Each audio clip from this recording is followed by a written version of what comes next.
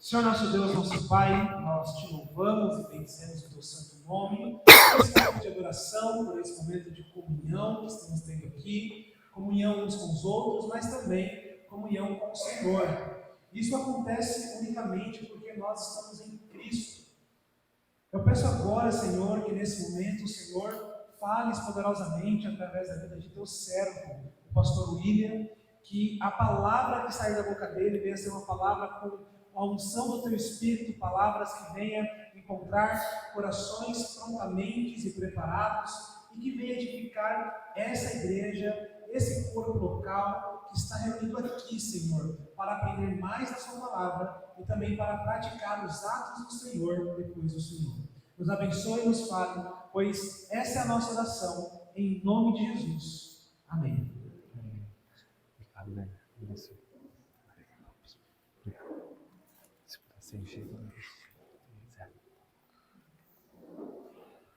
Irmãos e irmãs, boa noite a todos, graça e paz.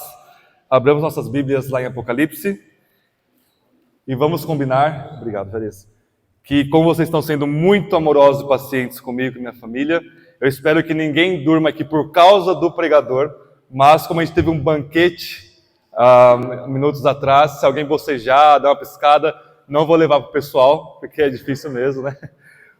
Um maravilhoso alimento que tivemos, graças a Deus por isso. Espero que também Deus alimente nossa alma agora com a sua palavra. Amém? Nós vamos ver a segunda carta que Jesus endereça a essas 7 igrejas. Carta à igreja em Esmirna, capítulo 2 de Apocalipse, verso 8 ao 11. Só uma nota de rodapé, irmãos. Das 7 igrejas, João vai construindo um padrão de escrita literária para nós, onde Éfeso, que inaugura as 7 igrejas, ela tem aquele problema de ter uma ortodoxia muito boa, mas não estar testemunhando o evangelho para a sociedade lá da cidade deles. A última carta, que é Laodiceia, estava com um problema parecido, ainda que um pouco mais profundo e pior. E nós temos, das 7 igrejas, nós temos 2 que Jesus não tem nenhuma crítica. 2 igrejas que Jesus apenas tem elogios, que é a segunda, que é a igreja em Esmirna, e a penúltima, logo antes da Laodiceia, lá Filadélfia também. E no meio nós temos 3 igrejas que estão com problemas parecidos. Essa é a forma que João vai construir esse, nós chamamos de quiasma, é uma mentalidade hebraica descrita aqui, onde as partes elas vão se correspondendo a primeira com a última, e assim a gente chega a um meio. Então, a igreja de Esmirna ela é paralela com a nossa penúltima mensagem lá de Filadélfia. Então, façamos a leitura de Apocalipse 2, verso 8 ao 11. Depois da leitura, como sempre, uma pequena liturgia. Eu irei dizer essa é a palavra do Senhor. Todos que creem respondam com amém. Nós vamos orar mais uma vez. Diz assim, Apocalipse 2, 8. Escreve ao anjo da igreja em Esmirna. Isso é o que diz o primeiro e o último, aquele que foi morto e reviveu. Conheço sua tribulação e a sua pobreza, apesar de seres rico, e a blasfêmia do que dizem judeus, mas não são, pelo contrário, são sinagoga de Satanás. Não temas o que há de sofrer, o diabo está para colocar alguns de vós na prisão, para que sejais provados, e passareis por uma tribulação de 10 dias. Seja fiel até a morte, e eu te darei a coroa da vida. Quem tem ouvidos, ouça o que o Espírito diz às igrejas. Ao vencedor, de modo algum, sofrerá a segunda morte. Essa é a palavra de Deus. Amém. Amém? Vamos orar mais uma vez? Senhor, estamos debaixo da sua graça, da sua misericórdia, que nós encontramos unicamente em Jesus Cristo, nosso Senhor. Ó Deus, nós te louvamos por essa pequena igreja aqui em Esmirna, no século I, que estava sendo fiel ao Senhor. E rogamos que o Senhor fale no coração de cada um de nós pela sua palavra neste momento, e que nós venhamos a ser achados fiéis, mesmo em meio à fraqueza, mesmo em meio, ó Deus, às nossas tribulações e vicissitudes, que nós sejamos fiéis ao Senhor, leais ao Senhor, que é o nosso Rei, Rei dos Reis e Senhor dos Senhores, nosso Senhor Jesus. É em Teu nome que nós te pedimos, nosso Senhor e Salvador, para que o Seu nome seja engrandecido em nosso meio. Amém e amém. Irmãos, a igreja ou a cidade de Esmirna, ela ficava mais ou menos 56 quilômetros ao norte de Éfeso, e ela era também uma cidade muito importante no Império Romano, também era uma cidade portuária, uma cidade que tinha lá uma relativa prosperidade, e ela foi a primeira cidade no Império Romano a inventar um culto a uma deusa chamada Roma. E com isso nós sabemos que ela estava adorando, na verdade, uma personificação do Império Romano. E desde sempre a cidade de Esmirna ela era muito zelosa, tanto em relação ao culto aos imperadores romanos. Então isso na metade do século I para frente ficou muito intenso, os imperadores eles queriam ser adorados como deuses. Esmirna era muito diligente nesse sentido. E também ela não queria apenas adorar o imperador, ela queria também adorar o Império Romano. Então eles inventaram essa deusa chamada Roma, da qual eles prestavam culto, tinha toda uma liturgia, tinha toda a questão de sacrifícios e toda a ritualística que envolvia um culto de fato pagão a essa deusa, que é a personificação religiosa do Império Romano. Então eles eram muito, nós chamamos hoje de puxa-saco do Império, porque realmente quanto mais fiel ao Império a cidade era, mais benefícios você tinha, mais próximo você ficava do imperador e mais você tinha muitas regalias ali nesse sentido. Esmirna, portanto, era completamente dada a esse culto e adoração e bajulação, tanto do imperador quanto do Império Romano enquanto tal. E aqui, apesar da cidade ser próspera, apesar da cidade ter lá sua cultura muito rica, a igreja aqui em Esmirna é a mais insignificante, ou a menos significante das 7, junto lá com a igreja de Filadélfia, que também é só elogiada por Jesus. Ou seja, ela é a menor em relação à quantidade de membros nela, ela é a menor em relação à influência que ela tem, mas, apesar de tudo isso, ela é a igreja, junto com Filadélfia, que não recebe nenhuma crítica. Isso é muito precioso. Jesus pode olhar para nós, para qualquer igreja, e não ter de fato nenhuma crítica, apenas a palavra: olha, continuem fazendo o que vocês já estão fazendo, porque vocês estão aí no caminho certo. Vocês estão tanto mantendo pureza doutrinária e moral interno, quanto vocês estão sendo luz testemunhal, ou luz de testemunha neste mundo de trevas. Apenas continuem, e em meio à tribulação vocês estão perseverando e não têm negado o meu nome. Então, ok, vocês estão de parabéns pela minha graça que habita em vocês, pelo meu Espírito que habita em vocês. Vocês estão aí perseverando, e eu só tenho elogios a tecer para vocês. Vocês imaginem Jesus olhar para você nesse estado, isso é absolutamente possível, desejado, desejável e buscável, e não ter críticas.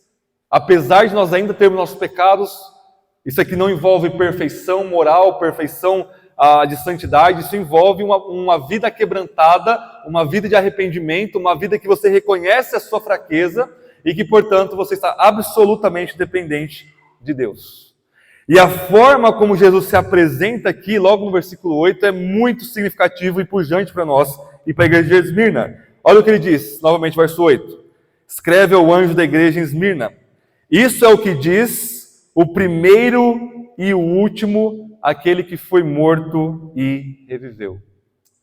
Se nós voltarmos na história da cidade de Esmirna, desde 600 a.C. até essa época mais ou menos, ela foi destruída algumas vezes. E quando ela se reconstruía, ela está dizendo: olha, Esmirna ressuscitou, Esmirna morreu, mas voltou à vida. E eles tinham um título muito chamativo para a cidade, que era: nós somos a primeira do Império Romano, ou seja, a mais importante, aquela que tem a primazia, porque a gente está devotadamente, absolutamente devoto ao Império Romano. Só que aqui Jesus está dizendo: olha, a cidade de Esmirna, que está perseguindo vocês, igreja, não é aquela que morreu e está ressuscitando, e também não é a primeira, e muito menos é a última. Eu sou o primeiro e o último. O que significa isso? Vamos olhar duas passagens no livro de Isaías, da onde que, Jesus tira esses atributos dele aqui. Abram comigo em Isaías 44, por gentileza. Deixem marcado em Apocalipse. Isaías 44.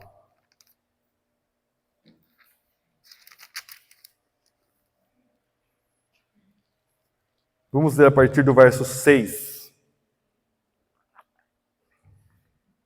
Diz assim: assim diz Yahvé, assim diz o Senhor, Rei de Israel, seu Redentor, o Senhor dos Exércitos. E o que Deus diz aqui para Isaías é a mesma coisa que Jesus diz lá para a igreja de Esmirna. Eu sou o primeiro e sou o último, e além de mim não há Deus. Quem é como eu que proclame e o exponha diante de mim? Quem tem anunciado desde os tempos antigos as coisas futuras? Que nos anuncie o que ainda acontecerá? Não vos assusteis nem temais. Por acaso não vos declarei há muito tempo? Não vos anunciei? Vocês são minhas testemunhas. Por acaso há outro Deus além de mim? Não há, de fato, não há rocha, não há uma que eu conheça. Deixem em suspenso, Isaías 48. Virem a página aí. Isaías 48, verso 12. Deus está repetindo o que ele disse lá no capítulo 42. Diz assim: escuta-me, ó Jacó, Isaías 48, 12. E tu, ó Israel, a quem chamei, eu sou o mesmo, eu sou o primeiro e também sou o último. Como Deus está se revelando aqui para Isaías e para Israel aqui no século 8 a.C., o que significa ele ser o primeiro e ser o último? Irmãos, a teologia de Isaías aqui está toda baseada na revelação de Deus lá para Moisés, lá em Êxodo 3, no Monte Sinai, onde Moisés vê aquela sarça ardente, aquela árvore pegando fogo e não se consumia, e Deus se revela com o seu nome lá. Ele diz: Moisés, eu sou o que sou. Diz aos israelitas: o eu sou me enviou a vós. E no contexto da passagem, o que significa eu sou? No presente absoluto, eu sou o que sou. Não tem apenas implicações presentes no tempo presente dessa autoexpressão de Deus. Porque antes disso ele diz: olha, eu sou o Deus de Abraão, de Isaac e Jacó. Ou seja, o eu sou embarca o passado. Deus é o Deus da aliança, Deus é o Deus da promessa. Ele está cumprindo o que ele tem dito de salvar o seu povo ao longo das eras. Implica uma presentificação de Deus. Eu sou, ou seja, eu estou com Israel. Eu ouvi Israel clamando o meu nome no Egito, e eu estou aqui para libertar o meu povo. E também tem um aspecto futuro. Ou seja, eu serei com o meu povo, porque eu vou libertá-los do Egito e vou levá-los até Canaã. Ou seja, essa expressão eu sou no presente absoluto, ela abarca toda a temporalidade da nossa criação. Passado, presente e futuro. E Isaías sabe disso, e é por isso que no livro de Isaías ele começa a interpretar o nome eu sou como sendo o primeiro e o último, ou que nós falamos de alfa e ômega, ou o princípio e o fim. É a mesma coisa, porque o eu sou envolve essa supremacia e essa soberania sobre toda a história, passado, presente e futuro, não importa em qual aspecto você olha a história ou o tempo, Deus está lá e Ele é soberano sobre todas as coisas. E aí, voltando lá para Apocalipse, Deus está dizendo para aquela igreja: olha, eu sou o primeiro e o último. O fundamento mais importante da nossa teologia, da teologia reformada, ou do que a gente chama de calvinismo, não é o que alguns pensam, não são os 5 pontos do calvinismo, a depravação total, não é a eleição incondicional, a predestinação, não são os 5 solas, não é nem mesmo a doutrina da soberania de Deus, que está lá mais importante, mas o fundamento da teologia de Calvino, por exemplo, nós concordamos que ele estava certo nisso, e ele não está sozinho nisso, toda a igreja crê nisso, é que existe uma distinção real, não apenas quantitativa, mas qualitativa, entre o Criador e a criação.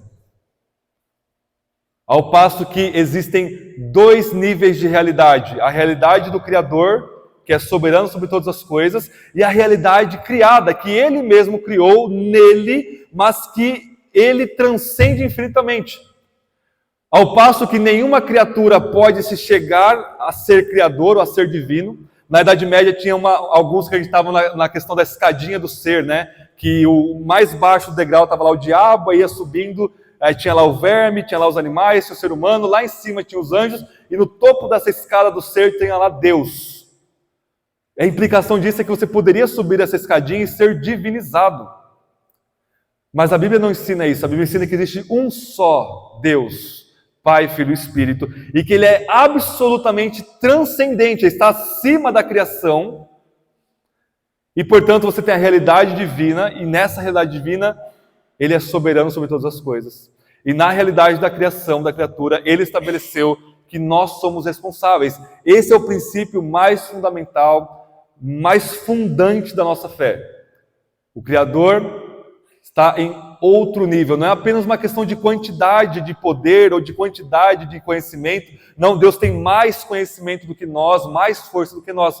Não, é uma questão também de qualidade de ser. A sua potência, o seu conhecimento, a sua soberania, os seus atributos, eles não são apenas mais do que o nosso, eles são de uma outra qualidade. Qualidade de Criador, da qual nós nunca vamos ter de forma absoluta, porque ele é infinito, ele é eterno, e todo o tempo que ele criou, o tempo é uma criatura de Deus, está diante dele como se fosse um nada. Isso que quer dizer ele ser eterno. E eternidade é o atributo que chama a atenção aqui também, de Jesus dizer, olha, eu sou o primeiro, eu sou o princípio e eu sou o último, eu sou o fim, eu sou o alfa e eu sou o ômega. Ou seja, esse homem, esse judeu que viveu na Galileia 2000 anos atrás, que morreu no maldito madeiro romano da cruz, está alegando para si um título impensável a qualquer criatura, qualquer anjo, qualquer serafim ou querubim não pode nem pensar em sonhar em dizer eu sou o primeiro e o último, porque isso implica divindade. E Jesus está dizendo, olha, eu sou o primeiro e o último. A implicação disso é que Jesus é soberano sobre cada segundo da história, cada pessoa, cada pedrinha. Ele mesmo diz, não se torna um cabelo branco da sua cabeça se ele não permitir, não cai um passarinho do céu se ele não permitir, não acontece nada, o seu coração não bate, o sangue não passa na sua veia, o seu cérebro não funciona, se não for pela palavra soberana e sustentadora de Jesus, nosso Senhor. É assim que ele está se apresentando para essa pequena igreja. Eu sou o primeiro e sou o último. Isso implica que ele conhece as tribulações, que a gente vai ver daqui a pouquinho. Mas não somente isso, porque isso pode parecer muito longe, muito abstrato, ele ser o primeiro e o último, que não é, porque de fato ele tem uma aplicação imediatamente prática, mas ele diz, eu sou aquele que foi morto e reviveu. Eu sou o primeiro, eu sou o único que morreu pelo pecado de vocês e sou o primeiro a ressuscitar dos mortos como o princípio da nova criação. Isso implica que a igreja, por estar unida a Jesus, vai também morrer, mas ele promete que assim como ele ressuscitou, nós ressuscitaremos com ele também em glória. E essa descrição de Jesus, essa autoapresentação de Jesus, a gente vai ver um pouco mais dela ao longo da exposição aqui, do qual que é a tribulação dessa igreja aqui em Esmirna. Então vamos ver o verso 9. Vamos ver como Jesus conhece essa igreja. Ele diz assim no verso 9, Apocalipse 2. Conheço a tribulação, sua pobreza, apesar de seres rico, e a blasfêmia dos que dizem ser judeus, mas não são, pelo contrário, são sinagogas de Satanás. Vamos parar um pouquinho aqui. Jesus está dizendo que ele como Deus, ele como tendo conhecimento absoluto sobre todas as coisas, ele diz, eu conheço as suas tribulações. E João ele coloca a tribulação aqui para colocar em destaque, porque a pobreza e a blasfêmia dos judeus, elas vêm como consequência ou como frutos dessa tribulação que eles estão passando. Ou seja, essa igrejinha pequena, fraca, que estava sendo massacrada pela cidade que eles viviam, Jesus está dizendo, eu conheço as suas tribulações. Isso é absolutamente aplicável para nós. Jesus conhece cada um dos nossos sofrimentos. Pode ser que você não esteja sofrendo como eles estavam pelo Evangelho, mas mesmo assim, cada sofrimento que a gente suporta com alegria, que a gente suporta com paciência, que a gente suporta glorificando a Deus em vez de murmurar, em vez de amaldiçoar a Deus, isso também é passar pelo sofrimento de uma forma que glorifique o nosso Senhor Jesus. E ele está dizendo, eu conheço ele por ser o primeiro e o último, o princípio e o fim, ele está dizendo, eu conheço as suas tribulações. Irmãos, não se enganem, nós vivemos já anos de certa tranquilidade aqui no Brasil, mas diante de textos assim, vocês dizendo, não, eu não estou sofrendo pelo Evangelho a nível tão dramático, a nível tão público, a nível tão explícito, mas diante de textos assim, isso deve nos preparar, porque vira e mexe, hora ou outra, a perseguição sempre irrompe em todos os lugares deste mundo.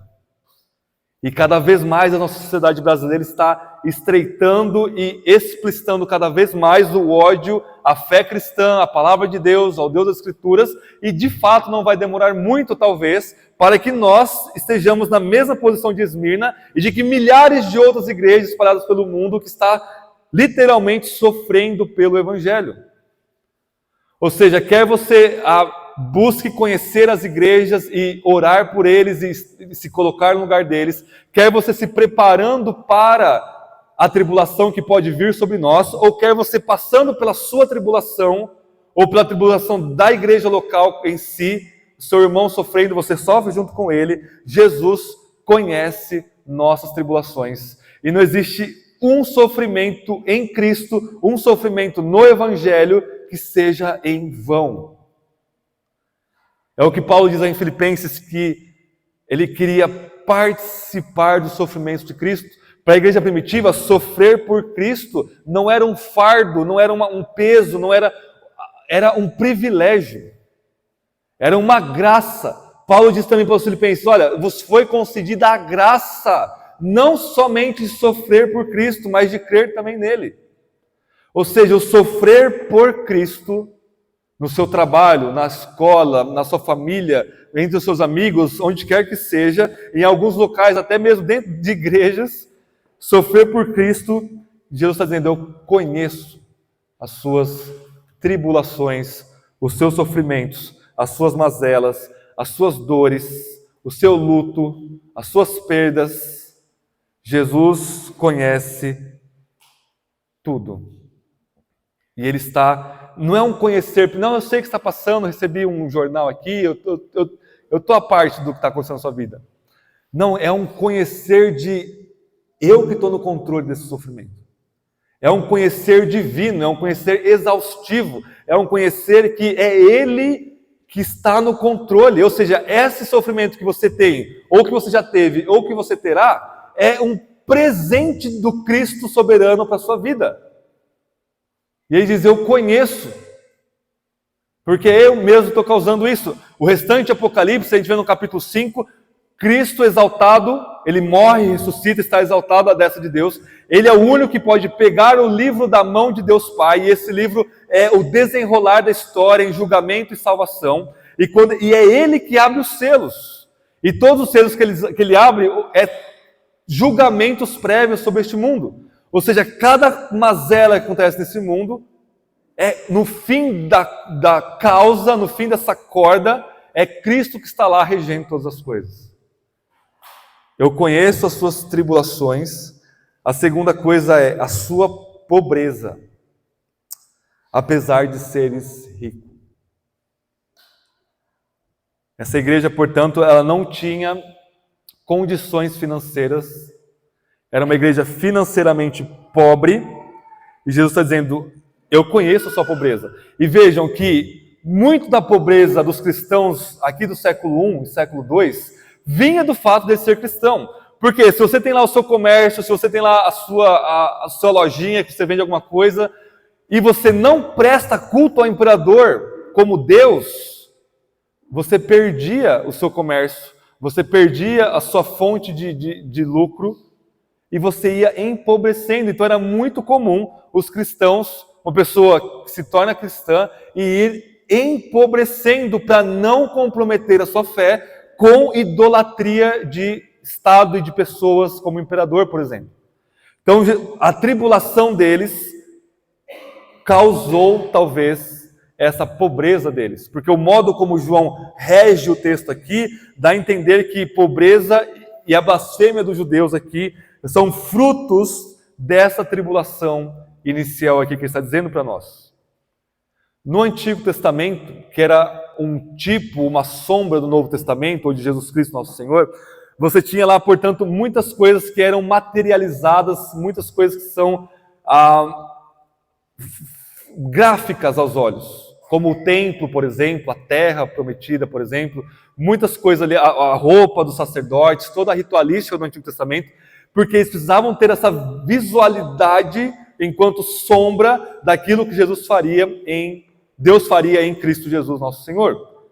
E uma dessas coisas era bênçãos materiais. Então é muito comum no Antigo Testamento a materialidade ou a riqueza material de uma pessoa como Abraão, Isaac, Jacó, ou Davi, Salomão, ser a resposta ou uma bênção de Deus, ou um selo que Deus está aprovando eles. Mas a partir do momento que a realidade que é Cristo vem, o que era físico, material, em sua maior parte do Antigo Testamento, agora se cumpre espiritualmente em nós. Ou seja, agora a igreja, ela é pobre, ela pode ser pobre, pode padecer fome até mesmo, mas nós somos ricos espiritualmente. É isso que Jesus está dizendo aqui. Conheço a tua pobreza, apesar de seres rico. Ou seja, independente se você ou se qualquer igreja tem condições econômicas ou não, o que importa diante de Cristo é nós sermos espiritualmente ricos. Espiritualmente ricos significa que nós temos uma abundância de boas obras, uma abundância de amor, uma sobreexcelência nos dons de servir uns aos outros, de caridade, de paz, de alegria. Isso é ser espiritualmente rico, é você ser uma pessoa cheia do Espírito Santo que te molda ao caráter de Cristo. Jesus está dizendo, olha, eu sei que vocês são pobres, vocês não têm condições financeiras nenhuma, mas vocês são ricos. É a mesma coisa, por exemplo, da igreja de Tessalônica. Paulo funda a igreja de Tessalônica, lá na região da Macedônia. Do lado estava Filipe, do outro estava Bereia. E a igreja de Tessalônica era muito pobre. E quando Paulo escreve 1 e 2 Tessalonicenses, ele quase que não tem nada para corrigir. O capítulo 1 de 1 Tessalonicenses é o tempo todo Paulo elogiando, olha, eu não tenho mais nada para dizer para vocês, apenas perseverem no que vocês já estão fazendo. Ele corrige uma outra coisa sobre a vinda de Jesus, mas depois, quando ele vai falar para a igreja de Corinto, que era uma igreja rica, lá em 2 Coríntios 8, 9 e 10, sobre coletar oferta para levar lá para a igreja de Jerusalém, que estava padecendo fome naquela época, Paulo diz, olha, o pessoal lá de Tessalônica, que é pobre, que às vezes não tem nada para si, estão sendo perseguidos muito mais do que vocês, Corinto, eles deram mais do que eles podiam. Vocês têm noção do que é isso? Eu não tenho, às vezes eu não sei se eu vou ter comida para minha família amanhã, mas eu vou juntar, eu vou trabalhar mais, eu vou juntar mais do que eu tenho agora, eu vou pegar tudo isso e vou entregar para os meus irmãos lá de Jerusalém, porque eles são meus irmãos em Cristo Jesus. E Paulo está dizendo lá em 2 Coríntios 8, olha, esse é o exemplo para vocês. E Jesus, que era infinitamente rico como Deus, se tornou pobre, materialmente pobre, Jesus era pobre, para que nós fôssemos feitos espiritualmente ricos novamente. Nele. Jesus está dizendo, eu conheço a sua pobreza, apesar de seres rico. E a terceira coisa que Jesus conhece, a gente precisa tomar um pouco de cuidado aqui, irmãos, por causa do momento que nós estamos vivendo. Vocês sabem que Israel declarou guerra lá contra o Hamas. Desde lá de 1973, Israel não entra em estado de guerra e está sendo uma coisa assim alarmante, né? Existem muitas manifestações de antissemitismo pelo mundo e em nosso país já está tendo manifestações. Isso mostra como foi fácil Hitler enganar lá o pessoal para matar milhões e milhões lá de judeus, né? A nossa postura diante dos judeus é, nós amamos os judeus, nós oramos pelos judeus, nós oramos pela conversão dos judeus, independente da posição escatológica nossa. E nós detestamos qualquer tipo de antissemitismo ou qualquer pessoa, porque nós amamos todos, inclusive nossos inimigos. Então a gente ora também pelos terroristas, a gente ora por todos aqueles que estão perseguindo a igreja. Nossa disposição é sempre amor. Mas, irmãos, teologicamente falando, vamos ver o que Jesus está conhecendo aqui no final do versículo 9. Ele diz assim: e a blasfêmia dos que dizem ser judeus, mas não são, pelo contrário, são sinagoga de Satanás. O que está acontecendo aqui, irmãos? Existia uma grande comunidade judaica na cidade de Esmirna. Tudo bem? E até o ano 70, a sociedade meio que via a fé cristã como se fosse uma seita judaica. Isso aos olhos da sociedade que não entendia nada de judaísmo e de fé cristã. A implicação disso é que o judaísmo era que eles chamavam lá no Império Romano de religio licita, era uma religião lícita. Ou seja, era permitido você ser um judeu e exercer a sua religião judaica. Portanto, você como judeu não precisava oferecer sacrifício ao imperador como se ele fosse Deus, você apenas oferecia lá seu voto como seu imperador, como seu rei, e está tudo certo. E o cristianismo, por estar visto como um braço, portanto, do judaísmo, também lá as perseguições eram muito localizadas. E a maioria, lá no livro de Atos, ele vem por parte dos judeus também.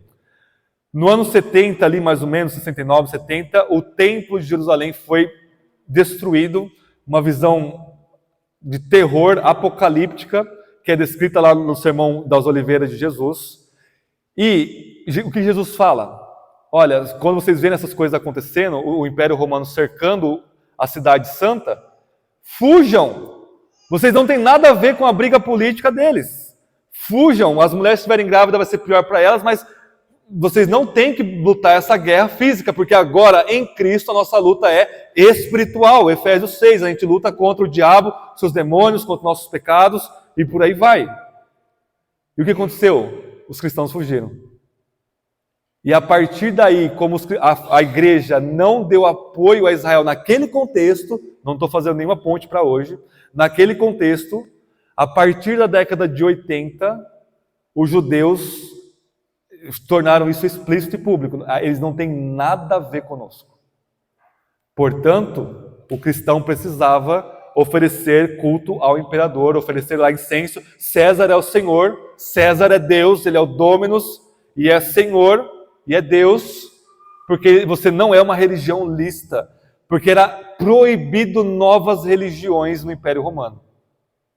Então, um grupo de judeus aqui, na cidade de Esmirna, a gente não pode generalizar os judeus, um grupo de judeus aqui na cidade de Esmirna estava entregando os cristãos para o Império Romano.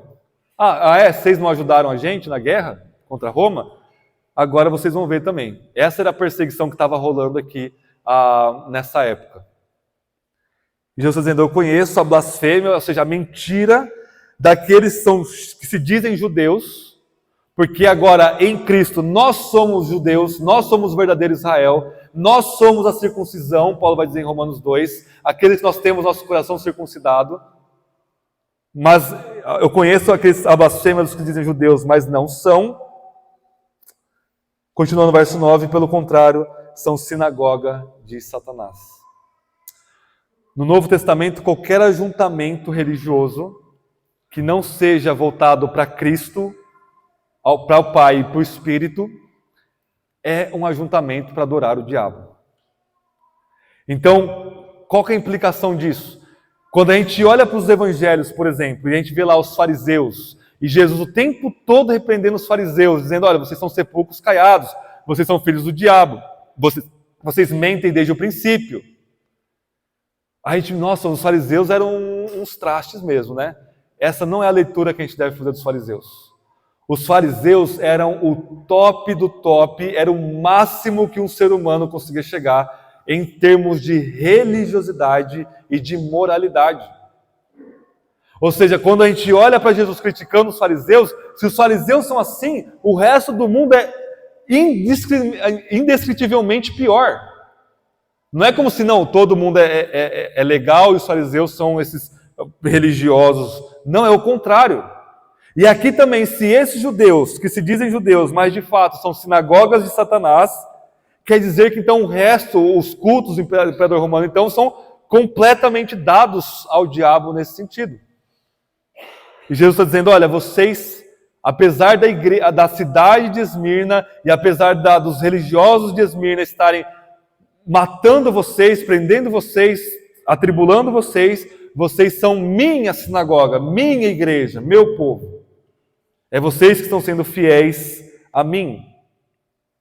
Verso 10, vamos continuar um pouquinho o texto. Jesus está dizendo, não temas o que há de sofrer. O diabo está para colocar algum de vós na prisão, para que sejais provados, e passareis por uma tribulação de 10 dias. Seja fiel até a morte, e eu te darei a coroa da vida. Jesus está dizendo, olha, eu conheço as suas tribulações, eu sou o princípio e o fim, eu sou Deus, eu sou soberano sobre a história, mas vocês vão continuar sofrendo.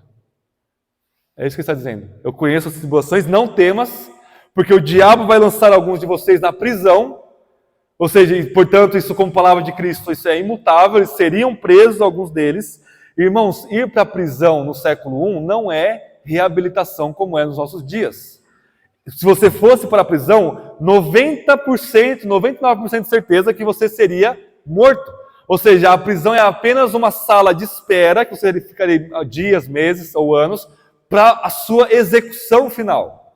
Era raro os casos em que a pessoa saía da prisão com vida. Então, isso é um decreto de morte.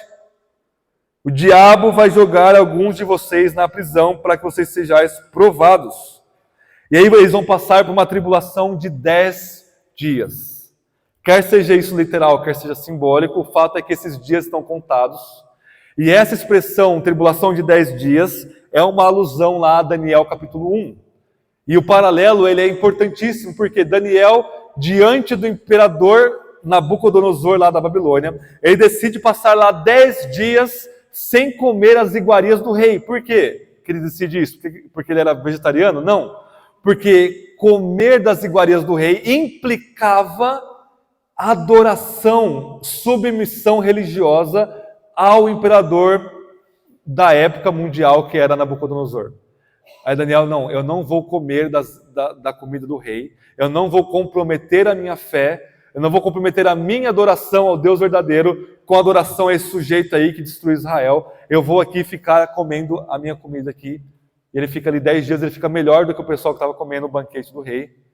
E é o mesmo contexto de forma análoga e paralela aqui da igreja de Esmirna. Ou seja, vocês vão passar por um período de tribulação, para vocês serem provados, para vocês não comprometerem a sua fé, como vocês estão fazendo já, permaneçam firmes. Olha o que Jesus diz, sejam fiéis até a morte, e eu te darei a coroa da vida. Jesus não está livrando eles do sofrimento, muito menos da morte. Pelo contrário, ele está dizendo, eu sou o que fui morto e revivi. Portanto, se vocês querem estar unidos a mim, vocês também vão sofrer, morrer e ter a recompensa da vida eterna, da ressurreição no final. E essa tribulação que Esmirna passa, toda a igreja passa. Vocês querem ver uma coisa, e aí eu vou me arriscar aqui nas interpretações, pastores? Abram lá em Apocalipse 7. Todo mundo fala da grande tribulação como sendo um evento apenas para os últimos dias antes de Jesus voltar. Essa não me parece ser a leitura melhor aqui de Apocalipse, meus irmãos. A partir do capítulo 7, a partir do verso 13, se não me falha a memória, eu já vou ler com vocês. É descrito o que seria essa grande tribulação. E a expressão grande tribulação, ela vem lá do livro de Daniel. E o apóstolo João, no seu evangelho, e também aqui em Apocalipse, ele interpreta essa grande tribulação do livro de Daniel como sendo algo já inaugurado quando? Quando o Filho de Deus é pregado na cruz. Não existe maior tribulação na história do que quando nosso Senhor Jesus foi cravado na cruz e morreu debaixo da ira e da maldição de Deus em nosso lugar. E, portanto, tudo que o Antigo Testamento profetizava para o fim começa com a vinda de Cristo. A grande tribulação que Daniel profetiza, ela começa quando Jesus diz: quando eu for levantado, atrairei todos a mim, lá no Evangelho de João, por exemplo. E vejam o que diz aqui, Apocalipse 7, verso 13. Então um dos anciãos me perguntou: quem são e de onde vieram estes que estão vestidos com túnicas brancas? Pausa aqui. No livro de Apocalipse, todos os cristãos são vestidos de túnicas brancas na nossa ida para morar com o Senhor. Tudo bem? Esse é o primeiro ponto. Verso 14. Eu lhe respondi: meu Senhor, tu sabes. E ele me disse: estes são os que vêm da grande tribulação e lavaram as suas túnicas e a branquearam no sangue do Cordeiro. Quem que branqueia as suas roupas no sangue do Cordeiro? Será que é um grupo seleto de cristãos alguns anos antes de Jesus voltar? Não. Para o apóstolo João e para todo o Novo Testamento, todos os cristãos são lavados com o sangue de Cristo. Portanto, a grande tribulação foi inaugurada na crucificação de Cristo e ela se estende até a sua segunda vinda. Então, a má notícia é: nós já estamos na grande tribulação, faz 2000 anos. E nós não vamos sair dela, e na verdade, em algumas leituras, ela vai ser intensificada antes de Jesus voltar. Mas não é questão de vou passar pela tribulação, não vou passar pela tribulação, que as igrejas evangélicas ficam discutindo. Não, nós já estamos nela, se você é um cristão. Se você lavou as suas vestes no sangue de Cristo, se você anda com Cristo, se você tem as suas vestes brancas diante dele, você já está na grande tribulação. É todo esse período de sofrimento. Portanto, o que Esmirna passou aqui no século I, toda a igreja passa durante todos os séculos, e nós passamos também, nós já estamos nessa realidade, e Jesus não nos livra dela, pelo contrário. O que o apóstolo Paulo diz lá no final de Romanos 8? Ele diz: o que diremos dessas coisas? Se Deus é por nós, quem será contra nós? Aquele que não poupou o seu próprio filho, não nos dará com ele todas as coisas? Quem trará acusação contra os eleitos de Deus? É Deus quem os justifica. Quem os condenará? É Jesus Cristo que morreu por nós, ressuscitou, está à destra de Deus e intercede por nós. E aí Paulo pergunta: quem nos separará do amor de Cristo Jesus? Será tribulação, angústia, nudez, fome, perigo, espada? Como está escrito, nós somos entregues à morte todos os dias. Nós somos levados para o matadouro como ovelhas. E aí Paulo diz: em todas essas coisas nós somos mais que vencedores por meio daquele que nos amou. Na tribulação, na fome, na perseguição, na nudez, no perigo, na espada, na morte, em todas essas coisas nós somos mais que vencedores. Por quê? Ele termina dizendo: porque eu estou certo de que nem a morte, nem a vida, nem os poderes, nem as coisas do presente, nem as coisas do porvir, nem principados, nem potestades, nem qualquer outra criatura pode nos separar do amor de Deus que está em Cristo Jesus, nosso Senhor. E esse amor nos basta. O fato de Jesus nos conhecer nos basta. Mas ele não apenas conhece nós e nossas tribulações, ele diz: seja fiel até a morte, e eu te darei a coroa da vida. Quem tem ouvidos, ouça o que o Espírito diz às igrejas. O vencedor de modo algum sofrerá a segunda morte. João ele vai retomar esse tema da segunda morte lá em Apocalipse 20 e 21, lá no final. E basicamente, numa teologia que a gente pode construir aqui em cima desse texto a ressurreição dos mortos é o modo como Deus vai lidar com a morte. É o modo como ele vai reverter a morte que veio pelo pecado de Adão. E ele começa a profetizar isso em todo o Antigo Testamento. Especialmente Isaías, mas também está lá em Jó, está em Ezequiel, está em Oséias, dizendo que no último dia Deus vai nos levantar dos mortos, revertendo o efeito maior da queda, que é a morte. Só que a ressurreição, que era uma realidade para o fim total lá, a ressurreição é lá para o fim, depois do julgamento final, ela foi antecipada na pessoa de Jesus, quando ele levantou dos mortos. Jesus não levantou dos mortos como Lázaro levantou dos mortos e depois voltou a morrer. Não, ele levantou dos mortos como o primeiro da nova criação. Ou seja, ele inaugurou em sua carne, em seu corpo, em sua pessoa, a nova criação. É uma ressurreição do fim dos tempos. Quando nós somos convertidos ao Senhor, Paulo diz lá em Efésios 2 que nós somos ressuscitados com Ele. Ou seja, nós estávamos espiritualmente mortos e agora nós somos espiritualmente vivos.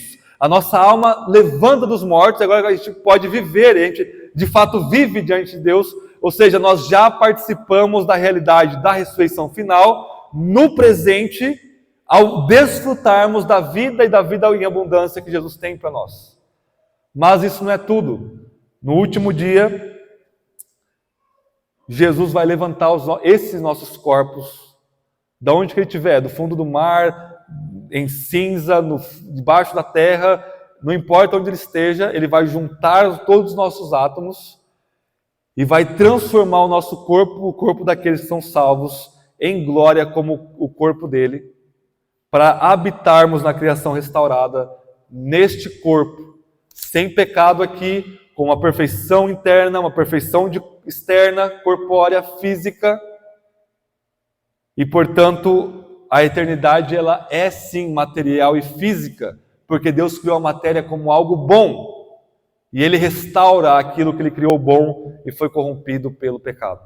E aí o que João vai dizer lá em Apocalipse 20, de novo me arriscando um pouquinho aqui, além desses 2 capítulos aqui, 2 e 3, ele está dizendo, olha, no fim, se você passou pela primeira morte em Cristo Jesus, você está vivo com Cristo, a gente chama isso de estado intermediário. Essa é a primeira vida nossa, por assim dizer, com Cristo eternamente. A nossa alma, a partir do momento que você fecha o olho aqui, você que está em Cristo, você já abre no paraíso, você já abre na presença de Deus, de Cristo, dos anjos e da igreja triunfante no céu. Você não fica dormindo, você não é transportado para o futuro, não. Você tem esse estado intermediário. Nossas confissões de fé todas do século XVII falam isso, e toda a igreja creu nisso durante todo o tempo. Só que esse estado intermediário, ele não é o nosso destino final. Nosso destino final é nosso corpo ressuscitado, a nova Jerusalém desce do céu em Apocalipse 21, e esse cosmos, essa criação, ela é restaurada por Cristo.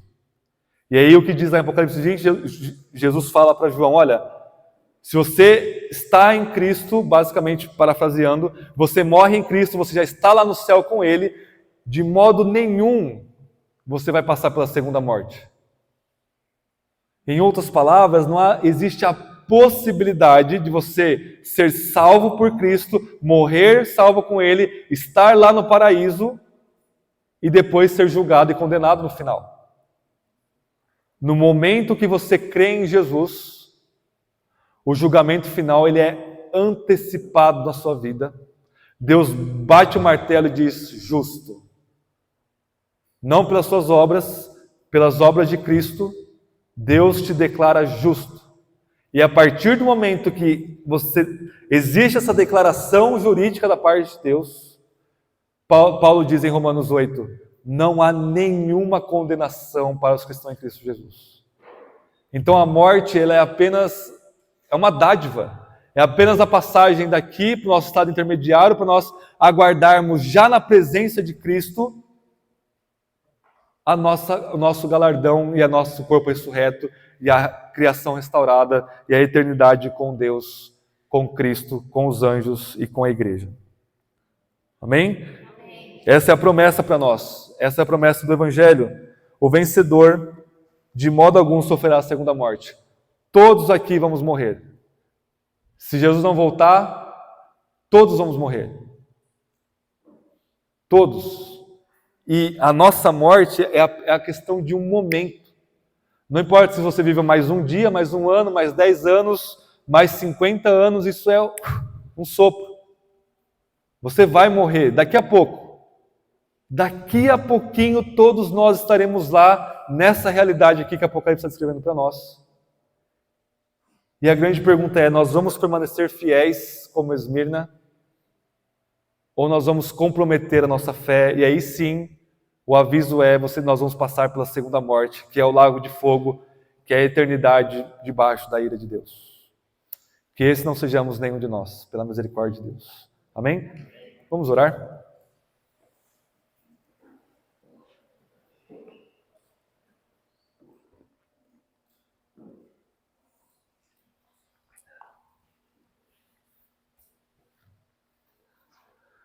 Senhor, sempre aquele que traz a sua mensagem é tão pecador quanto todos que estão ouvindo, o principal dos pecadores, na verdade.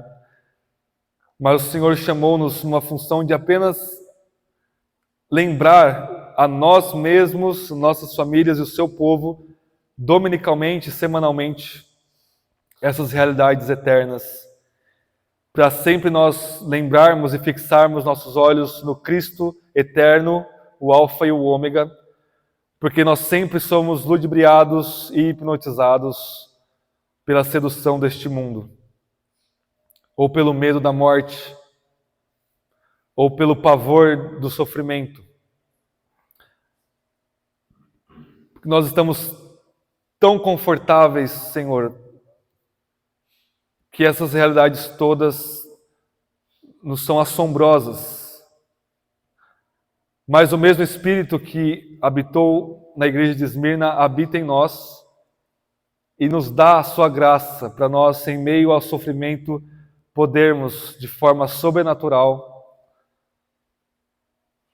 suportá-lo com alegria, com paz, com gratidão, proclamando o teu evangelho ao Senhor Jesus, sua morte e ressurreição, mesmo em meio à nossa dor.